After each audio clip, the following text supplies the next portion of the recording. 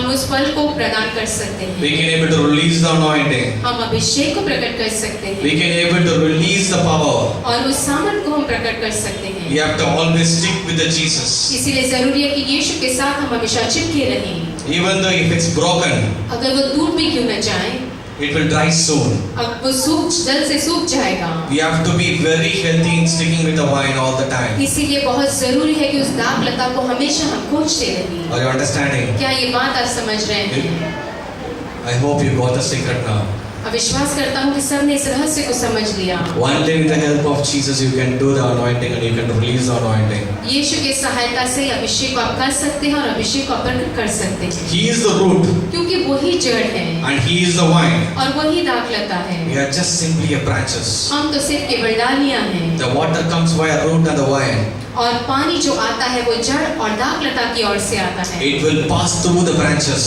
और उन सारी डालियों के ओर से वो गुजरता है। Only if the branch receives the water, अगर उस डाली ने पानी को पा लिया we can see the fruit and the flower. और तभी ही फल और फूल को देख सकते हैं, So that the other people can able to pluck and eat. ताकि दूसरे लोग उसे तोड़ के खा सकें। When they pluck and eat, जब वो तोड़ के खाते हैं they can clearly say, तब ये साफ रूप से कह सकते हैं "This is from ये Jesus." यीशु की ओर से है। Hallelujah. Hallelujah. That's the secret of releasing the anointing. और ये रहस्य है अभिषेक को प्रकट करने का। When we stick closer with Jesus, यीशु के साथ जब नजदीक आप बने रहें the flow of water will automatically goes on. तब पानी का बहाव तुरंत एकाएक ऐसे जाता रहता है, Nobody can stop. कोई भी रोक नहीं सकता। Even though if somebody tries to cut the branches, अगर कोई डालियों को काटना भी चाहे, you know who is the gardener? जानते हैं किसान वो माली कौन है? He has a great solution to tie it back. और उसके पास एक बड़ा ऐसे सॉल्यूशन रहता है बांधने के लिए, That's the God the Father. और वो है पिता परमेश्वर हमारा, He is always monitoring us. और हमेशा हमारी ओर देखता रहता है Whether the enemy comes and cuts the branches or not, अगर शत्रु आके वो डालियों को काट दे या नहीं, He won't allow us to fall. और वो कहे पहले आज्ञा भी नहीं देता ऐसा करने की। Our duty is to always stick with the vine. लेकिन हमारी जवाबदारी है कि दाग लता से हमेशा हम बने This is रहें। the great secret behind the anointing, release of anointing. और यही बड़ा रहस्य है अभिषेक और अभिषेक को प्रकट करने का। Without Jesus, यीशु के बगैर, without Jesus, यीशु के बगैर no one can able to do anything. कोई कुछ भी नहीं कर सकता। Hallelujah. Only if you are very close with Jesus, अगर यीशु के बहुत नजदीक आप रहे तो we can able to receive the same force how the vine is receiving from the root. वही दबाव और जोश जो दाग लता से जो डालियां पाती है, वही दबाव को आप भी पा सकते हैं। Then only the branch will give the fruits and the flowers. और उसके बाद ही डालियां फल और फूल प्रदान करना शुरू करती हैं। Most of the time we are with the vine, बहुत बार ऐसे होता है दाग लता के साथ होते हैं, but we are not producing any fruit. लेकिन फिर भी कोई फल प्रदान नहीं करते But we are not producing any flowers. और कोई फूलों को भी प्रदान नहीं करते। When we started producing the fruit, जब फलों को प्रदान करना शुरू करेंगे the people will experience the power of the God. तब परमेश्वर के सामर्थ का लोग अनुभव करेंगे। Hallelujah. Hallelujah. I said that I'm not talking about the apple, mango, grapes and all. और इसीलिए मैं सेब और आम और अंगूर ऐसे फलों के बारे में बात नहीं कर रहा। I am talking about what I'm talking about. What I'm talking about. किस बारे में मैं बात कर रहा हूँ? Love, joy, peace, long suffering. What are all those things?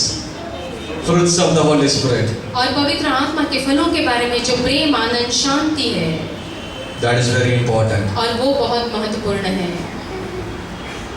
Some men of God says that परमेश्वर के कुछ दास ने ऐसे कहा, with the gift of Holy Spirit, पवित्र आत्मा के वरदानों से there is a chance to go to hell. एक ऐसा मौका भी है, अब ऐसा मौका आता है कि हम नरक भी जा सकते हैं, But if he has the fruit of Holy Spirit, लेकिन जिसमें पवित्र आत्मा के फल हो there is only heaven. और सिर्फ उसके लिए स्वर्ग ही है। Hallelujah. Hallelujah. The fruit is really important. इसीलिए फल बहुत महत्वपूर्ण है The fruit is the secret of releasing the anointing. और ये जरूरी है, फल जो रहस्य देता है अभिषेक को प्रकट करने का। If the branch is really good, अगर डाली सच में अच्छी हो if it is really attached with the vine, और सच में दाग लता से वो जुड़ी हुई हो, the fruit will automatically grow. तो फल तुरंत ही एकाएक अपने आप बढ़ना शुरू होता है। Even the gardener will put all those kind of manures and He will take care of all the soil and all. और शायद किसान हो, जो माली हो, वो खाद डाल के और दूसरी बातों का मिट्टी के ऊपर ध्यान दे के हो सकता है उसे। But our duty is to always stick with the vine. लेकिन हमारी जवाबदारी है कि हमेशा हम दाग लता से ही बने रहें। When we stick with the vine, और ये रहस्य है उस दाग लता का। when He will start receiving that fruit from you. जब उसके द्वारा आप फल प्रदान करना शुरू करते हैं। This is the great secret of anointing. ये एक बड़ा रहस्य है अभिषेक का।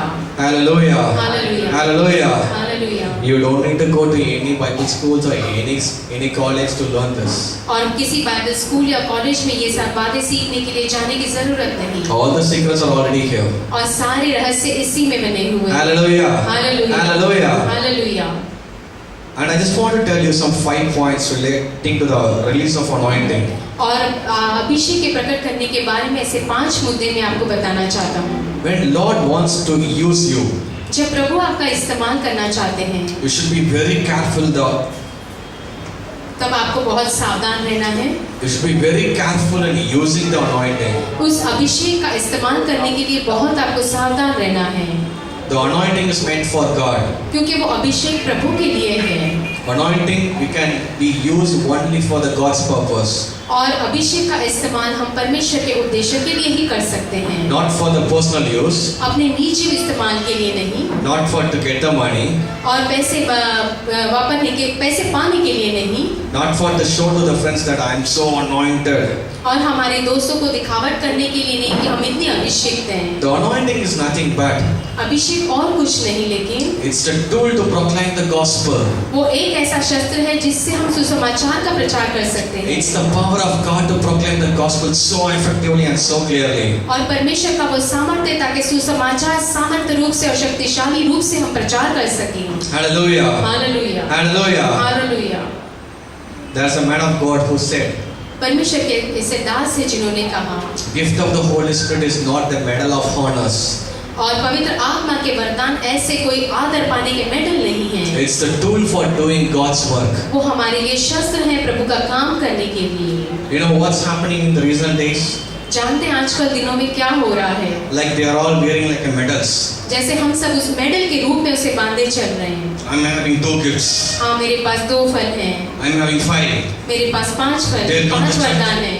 They will come to church wearing those kind of medals. उस तरह के मेडल डाल के कलीसिया में आते हैं। Some will be 9.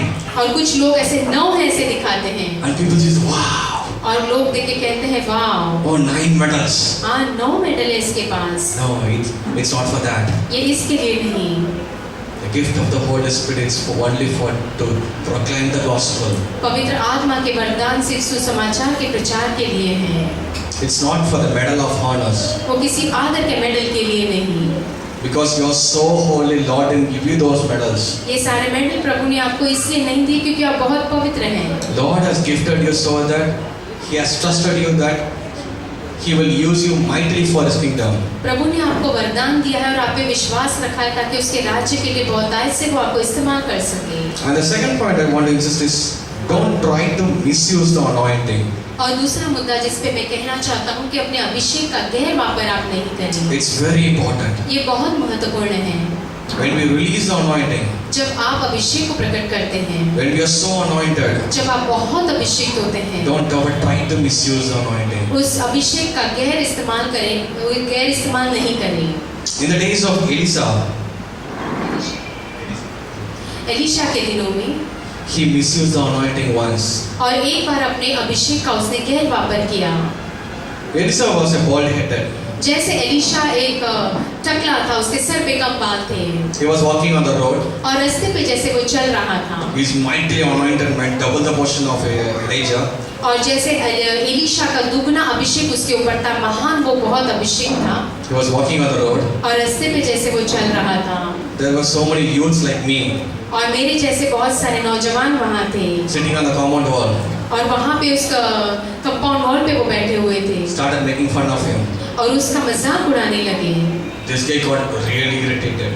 और ये बात उसको बहुत ही ऐसे इरिटेट कर गई। Then what he did in the spirit, you know? तब जानते हैं कि उसने क्या किया? He cursed in the name of Jesus by using the anointing. और अभिषेक का वापर करके यीशु के नाम में उन लोगों को उसने श्राप दिया। You know what happened finally for Elisha? जानते हैं एलीशा का अंत में क्या हुआ? Because of that, उसके वजह से he died with a sickness. एक बीमारी से वो मर गया। Are you agreeing with me? क्या आप मुझसे सहमत हैं? Because of that only he died with a sickness. इसी के वजह से बीमारी होके वो मर गया। So we should be very careful in using the anointing. इसलिए अभिषेक के वापर करने